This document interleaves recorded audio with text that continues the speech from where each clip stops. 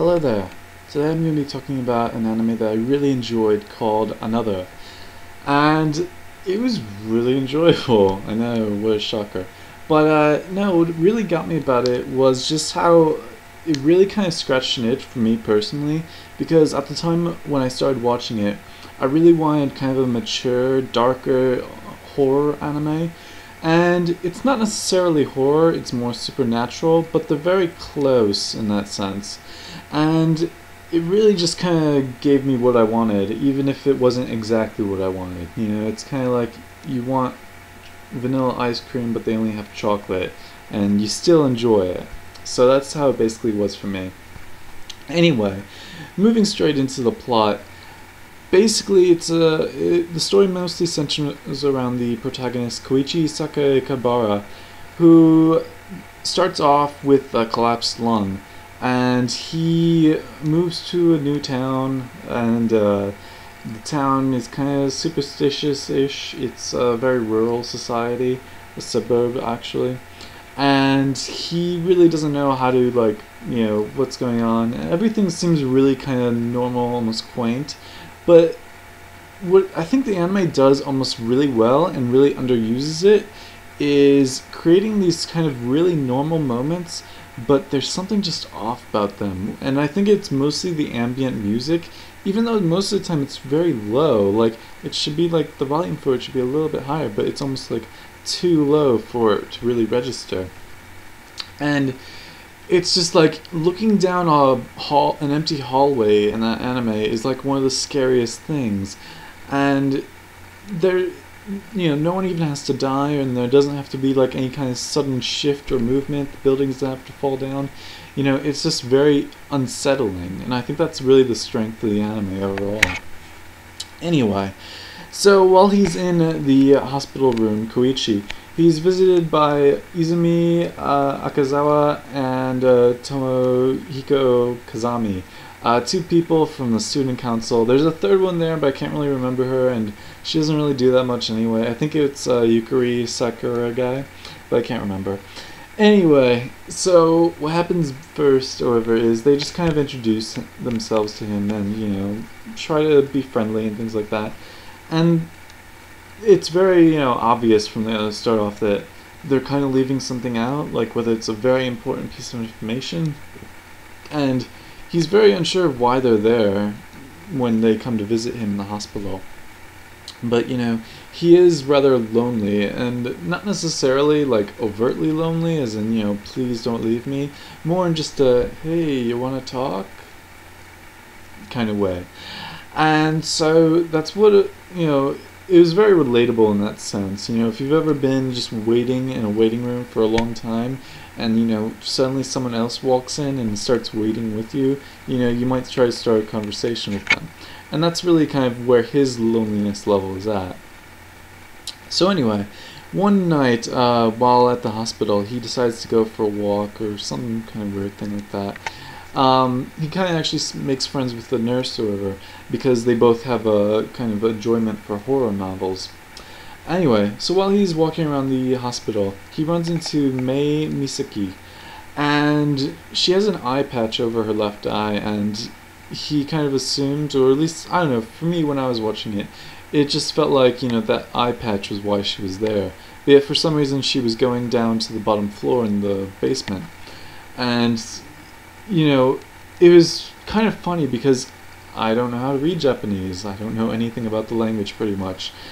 But it just kind of felt like so implicit in terms of what them going to the bottom floor meant. And to me that meant, the, not graveyard, but not cemetery, the morgue, that's it, where they keep the dead bodies. And May is holding a doll in her hand when she's going to the bottom floor. And he asks, do you need any help? Or, are you sure you want to go down there? And blah, blah, blah, blah. And she does the typical, she really, felt like Rei from Neon Genesis Evangelion. I mean, really, just dye your hair white and you have, the exact same character pretty much. Anyway, so I did like her though, overall, because she didn't really have much of a character arc, kind of. as opposed to Rey, whose character arc I don't really like or care for. Rey's arc is just, her coming out of her shell. May's arc is her, kind of making friendship. And, that doesn't really change her as a person. It just means that she has someone to open up to. And that's what I like a little bit more than, Rey. Anyway, so after that point, he doesn't really see her again until school. At which point, before he goes to school, he's actually talking to his, not niece, but aunt, Rico. And I don't know why, but for some reason they kind of keep it like a secret that Reiko is also his teacher, Mikami Sensei. I don't really know why they kept it a secret. Like, I know, it's basically implied that, she wants her social life separate from her work life, and that's completely fine, but it just was very unclear as to why they did that. Anyway. Sorry.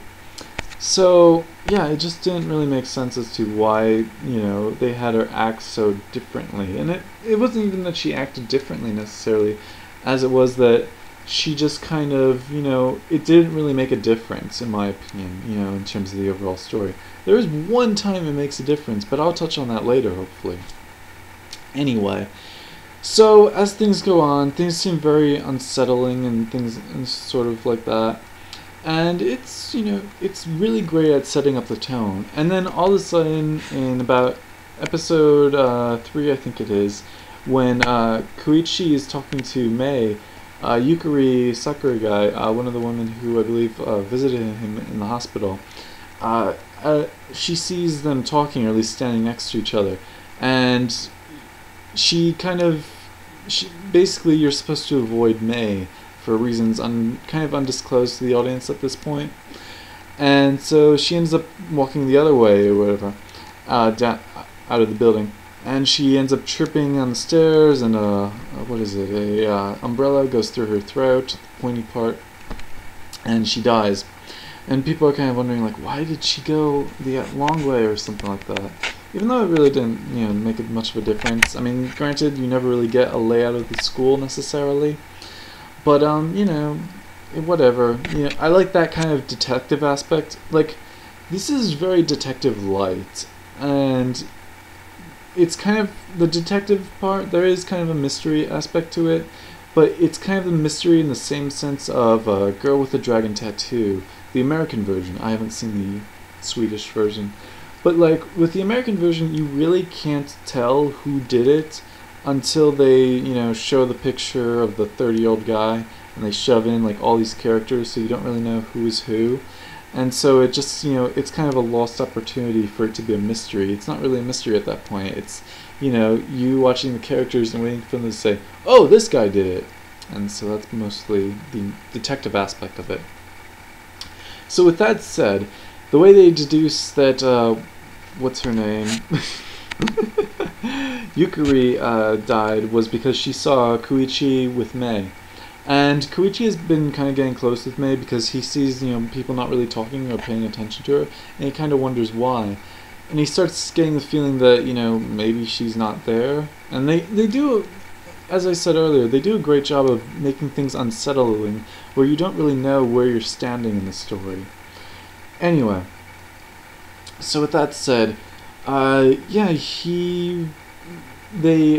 it's later revealed that basically what they do, there's a curse where for 3-C or class 3, I can't really remember, year 3-3 class, I don't remember, that for some reason people die, and it's kind of implied that it's due to the death of a student from a very long time ago, back in 1973, I think. And I kind of like the aspect where they introduce the character as a girl, the one that died, in 1973. And it's later revealed that it's a boy, although it doesn't really make much of a difference, but it does do a nice job in the sense of, like, it shows how uncertain people are. It makes the world kind of not really feel lived in, but, like, it makes the characters feel realistic where they don't have laser-guided memories. Anyway. Sorry, I guess I'm tired. So moving back forward to the story, so one of the ways they try to combat the, not necessarily murder, but the curse disease, or curse, I guess you could just call it, is by ignoring one student, treating them like the dead child. And basically the idea is that there's always a extra child who shouldn't be in the class. And so the way to not get killed is by ignoring a random child in your class. And some years it works, some years it doesn't. But the problem is like the only way they know about it is because they tried it once, and it's like, well, how did they know to try it? You know, that kind of thing is sort of never necessarily explained. It's just they tried it and it worked-ish, and then another year it didn't work, and then another year it did work, and then so on and so off. So that's kind of my problem with it, is, you know, like, alright, how'd they find that out? Don't know. Anyway, so getting back to the plot. So they end up treating Koichi like he's the dead child as well, along with Mei. And together they kind of form a friendship of sorts by being these two kind of outcasts from, you know, their groups. And so basically the point of it is, you know, just to kind of show that Koichi's out of the circle, he's lost some, people aren't talking to him anymore, and things like that. And so what ends up happening from there on is, as I said, him and Mei get closer, and one of the ways that he really gets close to Mei is by visiting this dollhouse. And when he first walks in, there's an old lady at the door, and, you know, she's like, I don't have anyone else here, you're the only one. And then later on he runs into Mei in that same place, and he's very kind of unsettled, like, alright, you know, it's not really shown like his reaction to this, but it's kind of implied to the audience, like, alright, maybe Mei it really is a ghost or something like that. And then later on it's kind of implied that Koichi is a ghost, because, you know, how can... The idea of the extra student is that people's memories changed and rosters changed, so there's no real way to prove who is really who or who's really alive. And so, you know, the idea is that anyone could be a ghost or something like that. And, you know, there's that nice little, like, kind of paranoia aspect to it, but it doesn't necessarily pay off too much. It pays off more towards the end, but at the end they kind of change the rules of ghosts, I guess you could say. Anyway. 3 times the time. Anyway. So what happens next is they kind of form a friendship, and, you know, Koichi asks if Mei's alive, and she asks if he's alive. And then eventually he deduces that she is alive, but he's still kind of uncertain if he is alive. So, but the way he kind of deduces it is through the old lady speaking, you know, I have no other customers here. And he asks Mei, you know, do you live here? And she says yes, and, you know, that just whole thing kind of happens. And so it's that whole part of, what is it, like, slowly, they have these kind of gaps that are slowly filled in. And that's kind of what I liked about it in terms of its detective work. Where in, you know, a more conventional, you know, detective story, it's done in the sense where it's like, alright, where was the victim? Who else was there? Why would they want to kill them? And, you know, just a very kind of ABCD, while this had a much more of a, you know, kind of fill in the gaps sort of thing, where it's like, alright, now you found out B, and now you found out C, and it just kind of like folds together that way. So anyway, getting back to the story, I guess that's the catchphrase for this episode. Yeah, they kind of, things just keep building over, and deaths start happening more currently, and eventually it's kind of figured it out, or at least felt like, alright, so I guess the ignoring a child rule isn't working this year, and everybody blames Koichi. And although, boy, I guess we should start taking shots. Anyway, so it's kind of blamed, everyone blames Koichi for the deaths because he started talking to Mei, except the thing is, it's later discovered that the 1973 student who died, who started the curse, he actually died in April, while the no talking to a student thing is started in May. And so that's the thing, is you need to start when the student died. and nobody knows when the student from 1973 originally died. So therefore, there's always that might be the aspect of why it works some years and why it doesn't work other years. And so that's kind of interesting, is there's just this very kind of like playing with the rules and trying to find out what works and what doesn't. And that's what they do that very well in the anime. Anyway, so Koichi, becomes close friends with Noya Tashigawa and Yuya Mochizuki. Isn't it so much fun watching me try to pronounce Japanese? Anyway, another person who joins the group is Izumi Akazawa, the Defense Committee student body thing, or countermeasures student body president? I don't remember what her title was. But basically, she's supposed to combat the curse or think of ways to fight the curse. And she doesn't really do a great job. I mean, granted, technically no one does a great job, but oh well. So anyway, he forms a friendship, or at least mostly the detective triangle of Naoya, Koichi, and Yuya. And together they try to, solve what's happening. And really, they don't really have a lot of guesses until about episode 9, 7, I want to say, the beach episode, when they go to the beach. I like that episode a lot because, they were kind of tense, driving out of the city, and it's established that the curse only works inside the city zone. And that's kind of the problem of it, is that, they're just hoping that they can get out of the city alive to go to the beach.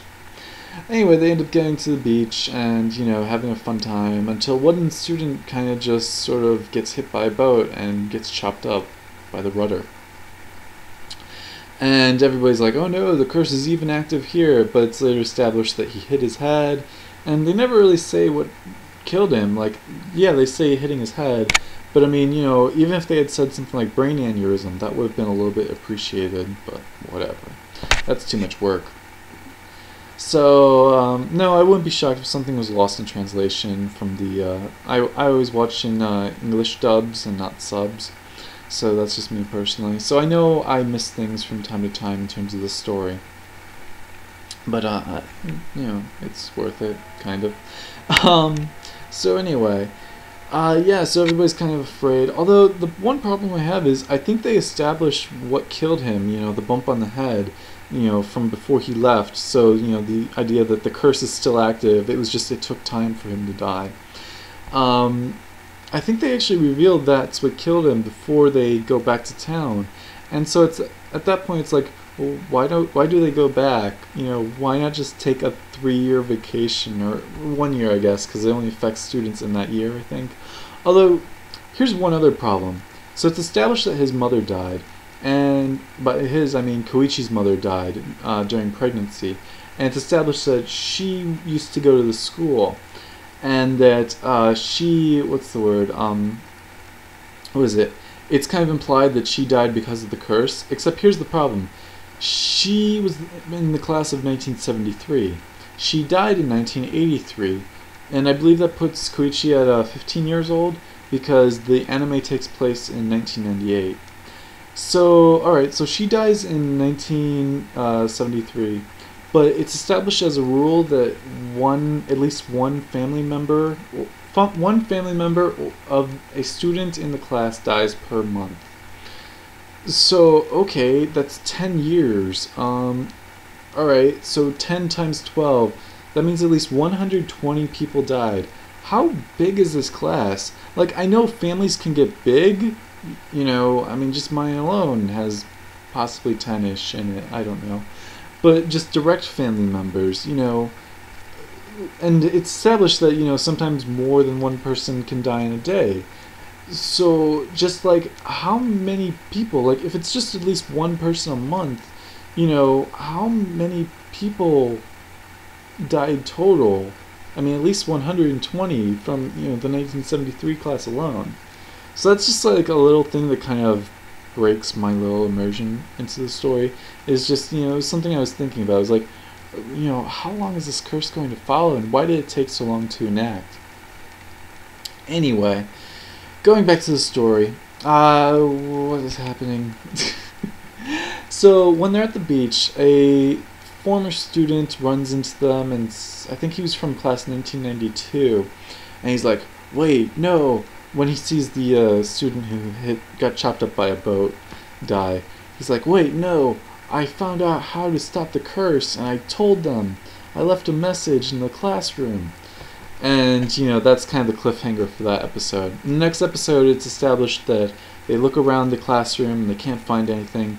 And then it's remembered, oh yeah, there's an old building to the school, which is where Class 3 originally was. So they go to that room and search around, and, lots of things fall. Not really a lot of things, but things fall in the sense that, you could have died, but, no one does. It's just these kind of dangerous situations.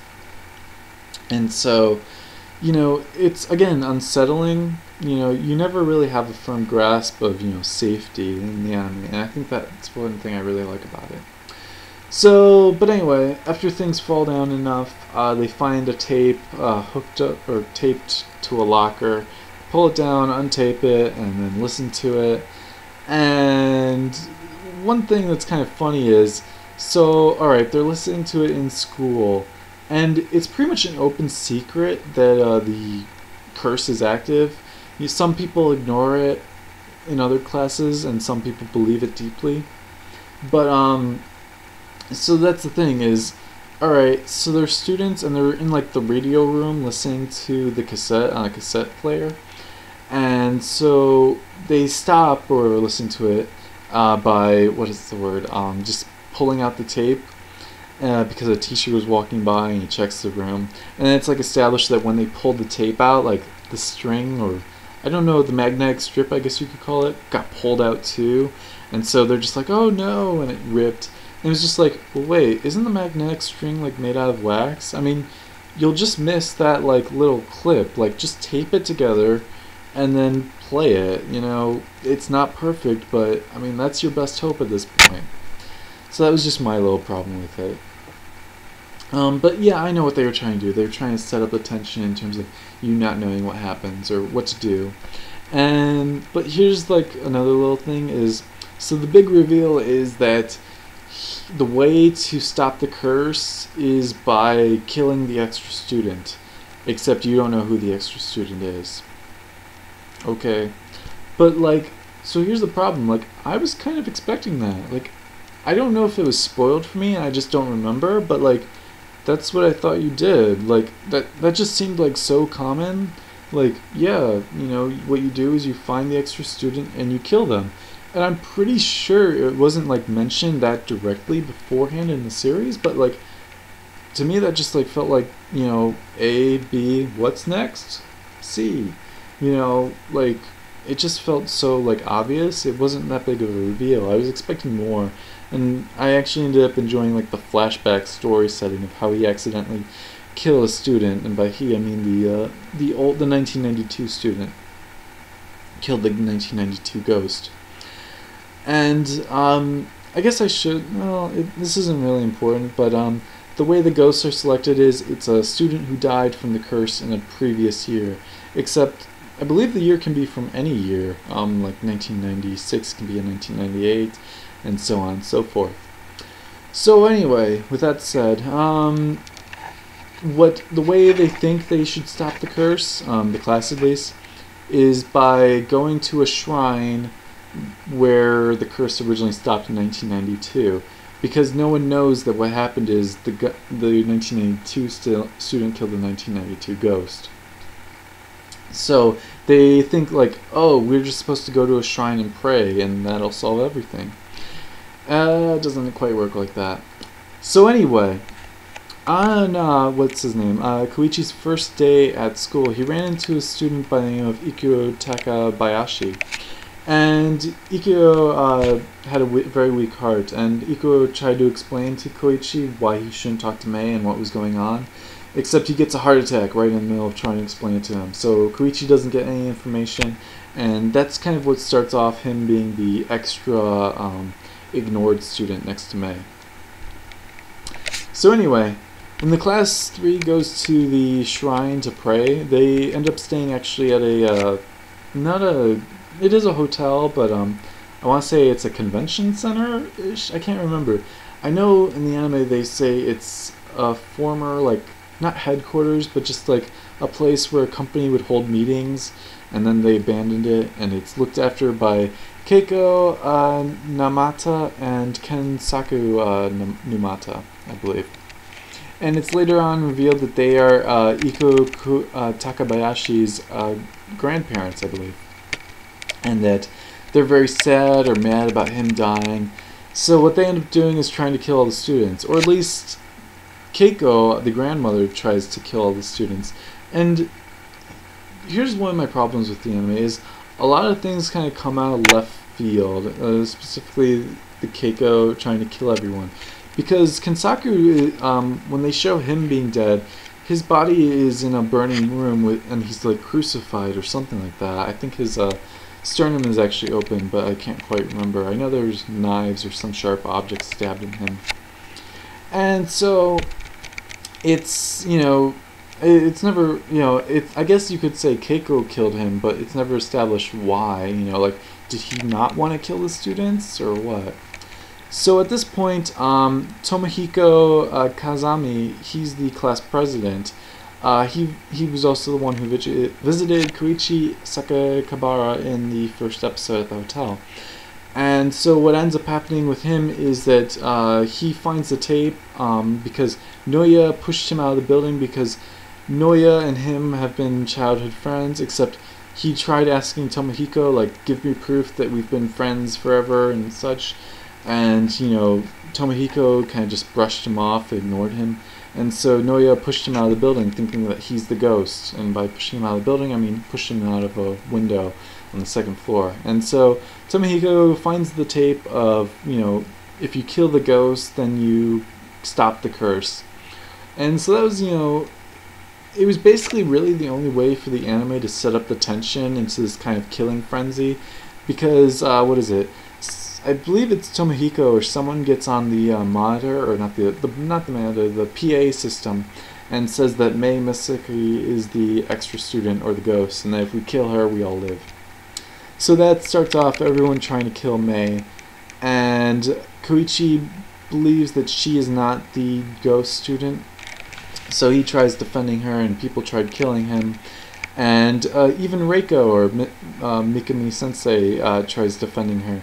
Except she gets stabbed in the back, so she ends up crawling away.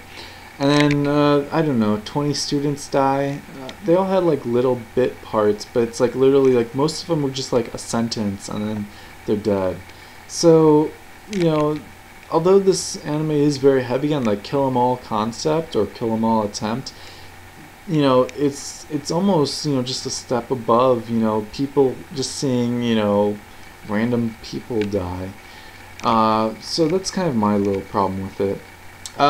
It's later on revealed that, well, it's not really later on, it's earlier revealed that Mei can see dead people with her fake eye. When he was talking with her at the dollhouse factory or whatever, she shows him her eye, and it's fake, it's green, while her, one that's always exposed is red. And it's revealed that she had a tumor when she was 4, and she got the tumor removed, but it was on the eye, so they had to remove the eye as well.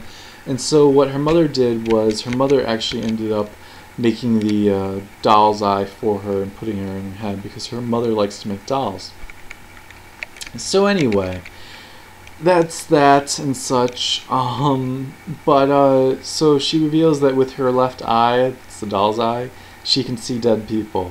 Ooh. I mean, this anime feels like it's taking a lot from other places, The Sixth Sense, I guess, automatically comes to mind with seeing dead people.